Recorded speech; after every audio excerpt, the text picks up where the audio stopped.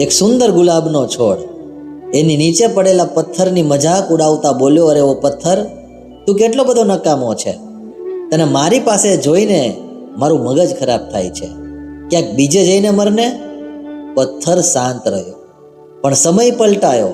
એક શિલ્પકારે તે પથ્થર ઉઠાવ્યો અને છીણી અને હથોડીના ઘા મારીને તેમાંથી એક દિવ્ય મૂર્તિ કંડારી.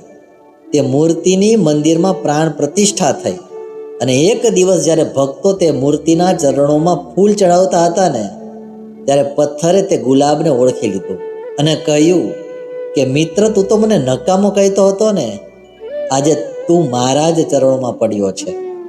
સાહેબ, કોઈને નબળા સમજીને ક્યારેય અભિમાન ન કરવું. આજે તમારો સૂરજ તપે છે તો કાલે સમય કોઈ બીજાનો પણ હશે.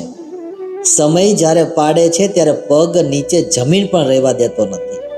જીવનમાં બધું જ મેળવજો, પણ કોઈનું અપમાન કરવાનું અભિમાન ક્યારેય ન મેળવતા.